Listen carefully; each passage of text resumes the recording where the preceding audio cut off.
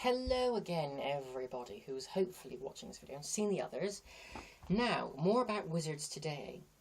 Now, I know most of you who are witches and druids and so on only believe in 5 elements, whether Eastern or Western. So, I'll tell you what they are in the variations, starting with the Eastern first. We've got air, earth, fire, metal and water. That's the 5 in the Eastern version.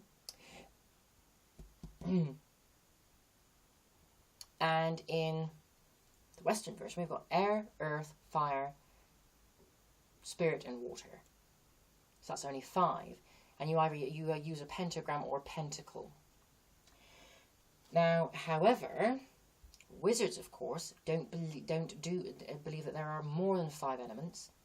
So there are 2 extra ones that we've added. And spirit is not spirit here. And we also have metal as well. So I'll go through the 7 elements for you now.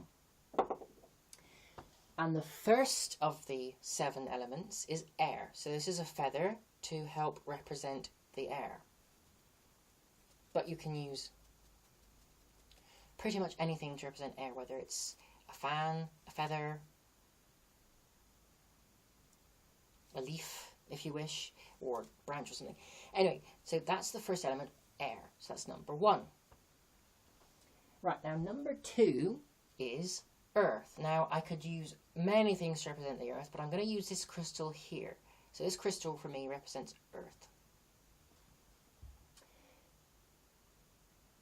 Now, number 3 is fire. So for fire, I use a dragon. And this one is an incense burner.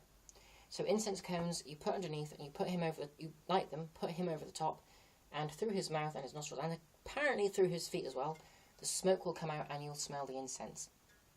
But that's fire. So that's what the dragon...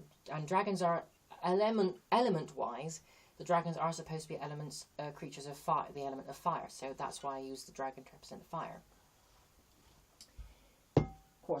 Of course, sometimes I use incense sticks as well, or will actually light a fire. But anyway, so that's 3 of the elements.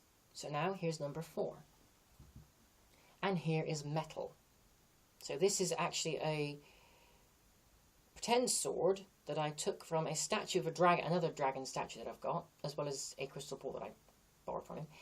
And this is my athame, and I use this to represent metal a lot of the time when I'm doing rituals and ceremonies and so on, and incorporating them.